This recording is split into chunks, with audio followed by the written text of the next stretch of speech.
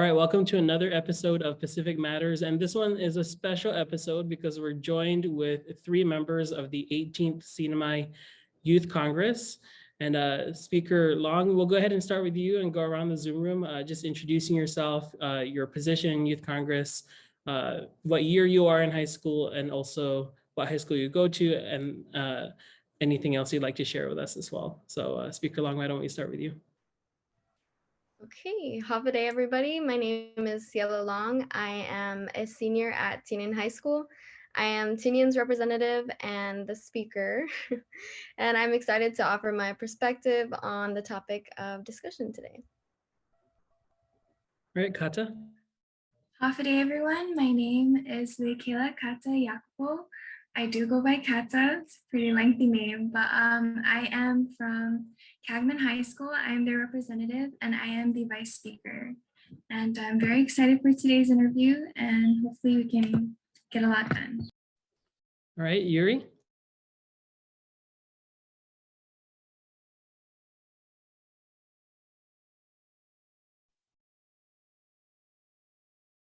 Yuri, if you're able to hear us, go ahead and introduce yourself.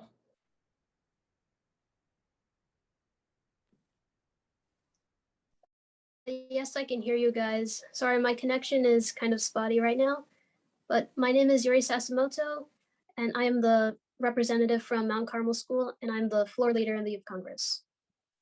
All right, great. So let's go ahead and jump right in. I believe most of you in the public school system are still online before the break begins.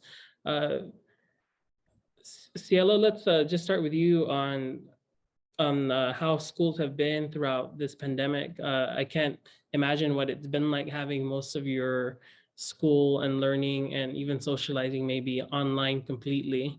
But how has that been for you so far?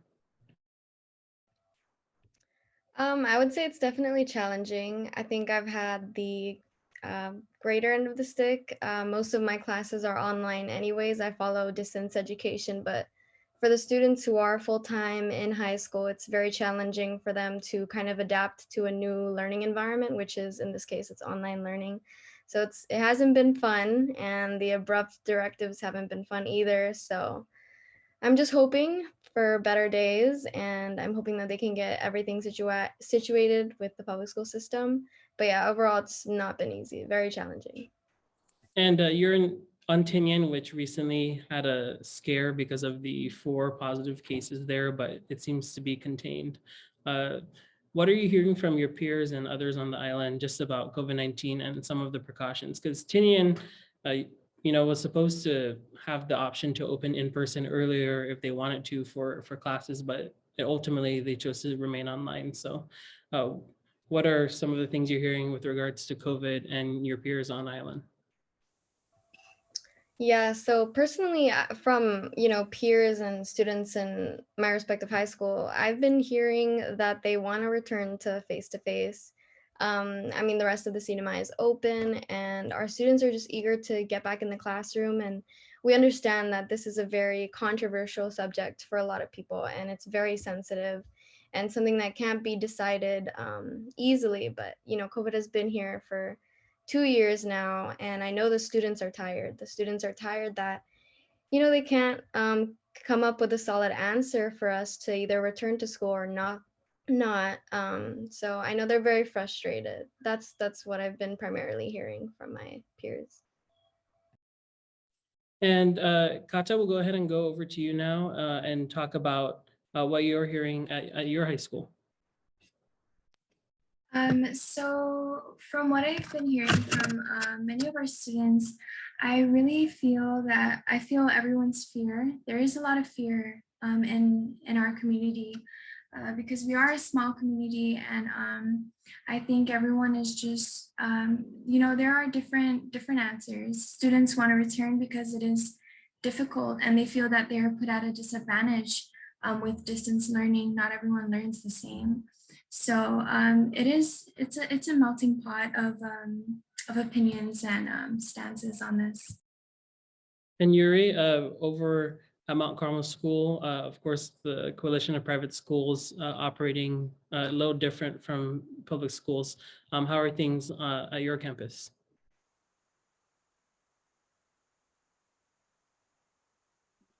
Well, at Mount Carmel, we've kind of been going back and forth between online learning and in-person learning. Over the past few weeks, in-person learning has actually been optional. So it's been either asynchronous learning at home or in-person learning at school.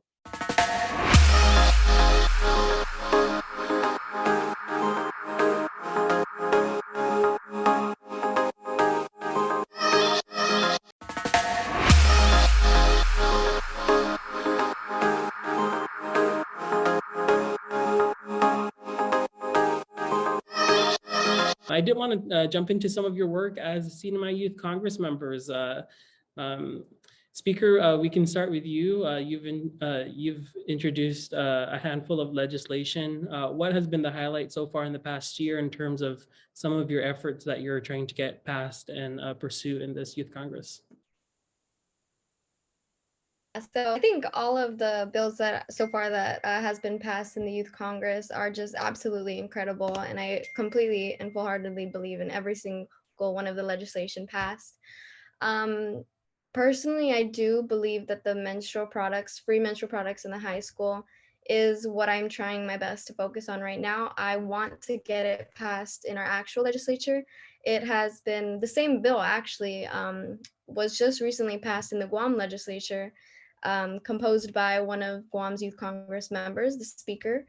And I think it was amazing that, Youth Congress had their support. So primarily that is what I'm trying to do right now, is just get support from our actual legislature. And can you tell us, because it is such a wonderful idea and in many ways a really radical movement, right, that's happening not just here, but across the nation. What was your motivation to introduce that specific legislation? Yeah, of course. So I think just, a mix of different experiences. I think what really initiated me to compose the legislation was when I traveled to the mainland, and I went to a lot of gyms. I traveled from like different states, and in every single public gym, there were free menstrual products. And I was like, that's so awesome. Like, in case somebody were to need this, they have it at their disposal. And it got me thinking, like, wow, like, why doesn't our public school system have this? It's a great thing to kind of initiate for young women. And so, yeah, that is basically what sparked the idea. But it's honestly just a mix of just experiences of, my friends having to go through the same thing, their younger sisters. Yeah. And have you talked to legislators about it, or anyone in particular about advancing this? Your I'm Tinian drafting an email delegation? right now. I'm sorry, what'd you say? The delegation on Tinian, or who have you mentioned this to? Well, Jude is actually somebody who is really like on point with the things that I stand for. We kind of see eye to eye with the things that we do. I know that Tina Sablan is also on board with the free menstrual products, and I'm drafting an email right now to send to her to see what we can kind of do together in collaboration. But yeah, I'm just really excited, and I'm glad to see that they kind of trust youth involvement, because I know it's been off in the past, but I have hope. I have hope that they'll pass it. All right. Well, hopefully some of them might be watching, and if might also know to check their emails for something from you.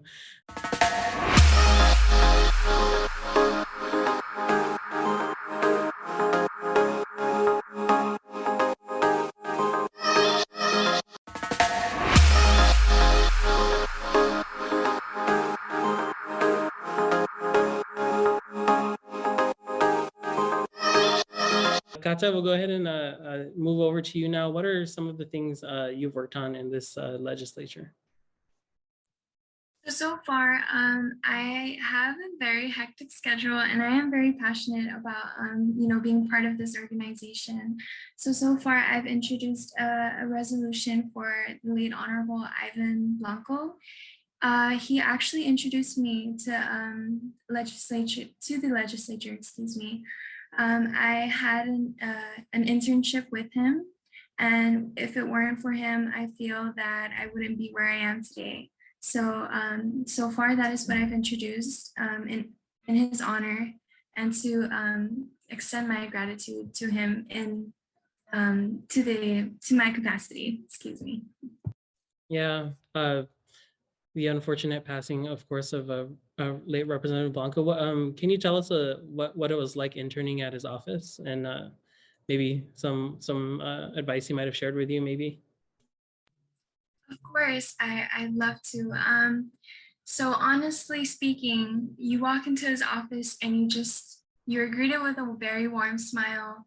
And I think anyone who knows him can really, you know, vouch for that, that statement, because he's just one of the most down-to-earth individuals I've honestly ever met. Working for him, it was very easy. He made it very easy. And he also made sure that I was focused and on the right path. And he introduced some of his, some of the things he passed. And a piece of advice that he gave me was to just be kind to people, because he is a very big people person. I feel like everyone can feel that if they knew him. So yeah, it's a once in a life opportunity that I had, and I'm very grateful to him for it. Yeah. Thanks for sharing that. And Yuri, I wanted to go to you now because you introduced something with regards to mental health, which in this pandemic is becoming just as big of a conversation as much as the virus itself. So can you tell us a bit about that and anything else you'd like to share with your efforts in the Youth Congress? Yes, I recently passed, or my mental health bill was recently passed at our last session in November, and it would require all schools, both public and private within the CNMI, to teach a mental health course and also to provide basic mental health services to students, because I feel that the youth, we really need that support system there, because during these developmental years, mental health is really important and often overlooked. And like you said, during the pandemic, it's been reported that mental health issues have been rising during these uncertain and hard times. So that motivated me more to introduce this, because I really want the youth of the CNMI to have that support that they need in schools. Great. Thanks for all of you for sharing all of the wonderful projects that you're working on. I did want to give a shout out to the two members who weren't able to make it here today, Abriet Manglona, who is the representative from Rhoda at Dr. Rita Holkino's Junior Senior High School, and Easton Dela Cruz representing Mariana's High School.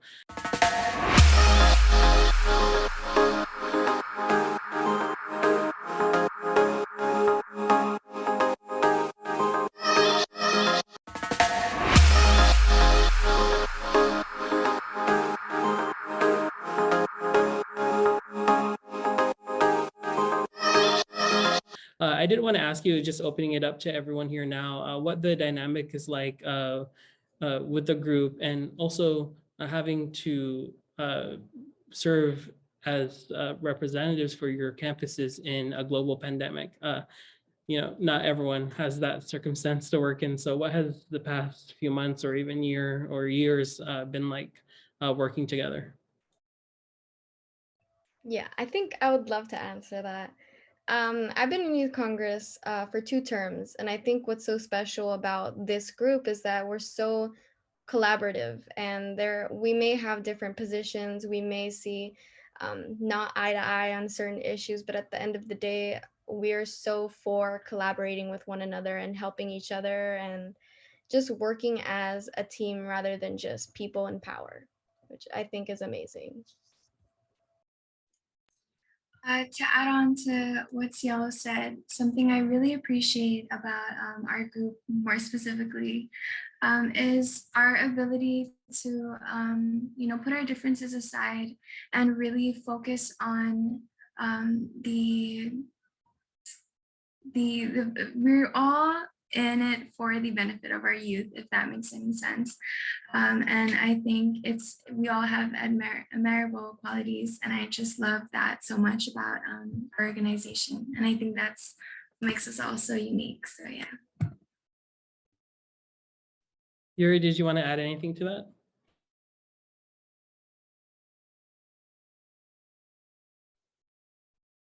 If not, I just wanted to wrap up here by talking a little bit about some of the regional collaborations that you've done. I know you've been on our morning show, The Link, before with your Guam counterparts. Can you speak to some of the efforts that are happening with the Guam Youth Congress as well? This also airs in Guam, so wanted to give you the chance to share some of the collaborations there. Yeah, so Guam Youth Congress reached out to me, I think, the middle of summer. And of course, with COVID, it's been kind of hard to, brainstorm about meeting up and potential collaborations. But for now, we are trying our best to see if we can plan a summit together or a collaborative session, anything that has to do with making us one big group, because I know that hasn't been done before. So yeah, that's basically the focal point of what we're trying to do together. We just want to show both the CNMI and Guam that it's possible to have people in power from both territories work hand in hand. And we want to kind of serve as that representation, the youth taking charge, if that makes sense.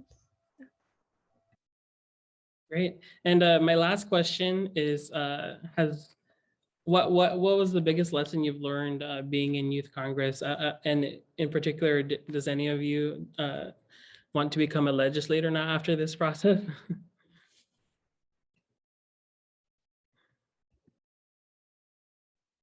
Well, I think my biggest takeaway from having this position and being part of this, being part of Youth Congress, is really learning, the dynamics, of course, of law. And, I think other than that, I think the biggest thing that it's taught me is to be selfless in everything that I do and to put others, before me. And I think we all do that. We all have that, trait to each of us.